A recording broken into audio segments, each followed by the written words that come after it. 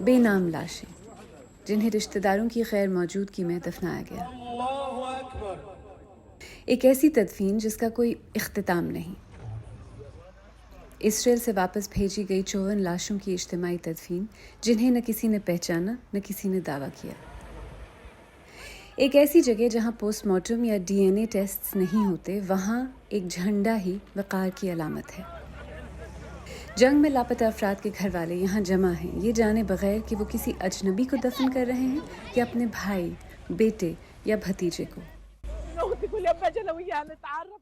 ہم اپنی بہن کے بیٹے کو ڈھونڈ رہے ہیں۔ ہر روز میں اس کے ساتھ آتی ہوں تاکہ کسی لاش کو پہچان سکے، مگر کوئی نشانی نہیں ملتی کہ وہ وہی ہے۔ اگر ڈی این اے ٹیسٹنگ ہوتی تو ہمیں پتہ چل جاتا۔ جنگ بندی کے دوران ناصر ہسپتال لائی گئی تقریباً 200 لاشوں میں سے صرف 50 کے قریب کی شناخت ہو سکی ہے۔ پوسٹ مارٹم یا ڈی این اے ٹیسٹ کرنے کی سہولت نہ ہونے کی وجہ سے اس ہفتے ڈاکٹرز نے گھر والوں سے کہا کہ وہ ڈیڈ باڈیز میں سے اپنے پیاروں کو پہچاننے کی کوشش کریں جن میں سے کئی جسم پر بغیر کسی کپڑے، سڑے ہوئے اور ایسے نشانات کے ساتھ تھیں جو ماہرین کے مطابق تشدد کی علامات ہیں۔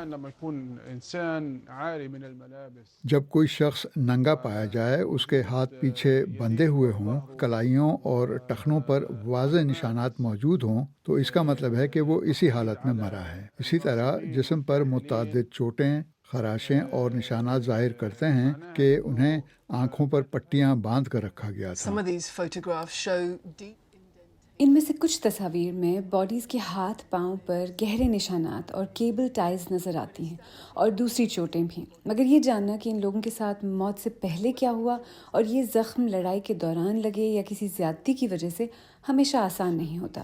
ہم نے یہ تصاویر کئی فورینزک ماہرین کو دکھائیں جنہوں نے کہا کہ ان میں ایسے سوالات اٹھتے ہیں جن کا جواب پوسٹ مارٹم کے بغیر مشکل ہے۔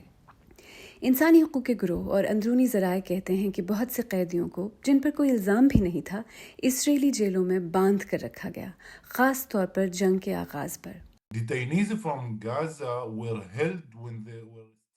غزہ کے زیر حراست افراد کے ہاتھ مسلسل بندھے اور ہتھکڑیوں میں جکڑے رہتے تھے۔ ان کی آنکھیں ہر وقت ڈھکی رہتی تھیں، 24 گھنٹے، ہفتے کے 7 دن، کئی مہینوں تک۔ ہتھکڑیوں میں بندھے رہنے سے لوگوں کی جلد، ہاتھوں اور ٹانگوں پر شدید انفیکشن ہو گئی تھی۔ اسرائیلی فوج کہتی ہے کہ اب تک جو لاشیں واپس بھیجی گئی ہیں وہ سب فائٹرز تھے۔ وہ کسی لاش کو باندھنے کی تردید کرتے ہیں۔ اسرائیل بلا شبہ غزہ کے اندر کسی بھی کارروائی کے سلسلے میں بین الاقوامی قانون کی مکمل پاسداری کرتا ہے۔ اس قسم کی جو رپورٹیں سامنے آئی ہیں وہ صرف اسرائیل کو بدنام کرنے کی کوشش ہے۔ غزہ کی فورینزک ٹیم کا کہنا ہے کہ اسرائیل نے صرف 6 لاشوں کے شناختی نمبر دیے جن میں سے 5 غلط نکلے۔ یہاں لڑائی تو شاید رک گئی ہو، لیکن غزہ کے فورینزک ڈاکٹرز کے سامنے ایک اور لڑائی ہے، سچ کی لڑائی جو شروع ہو چکی ہے۔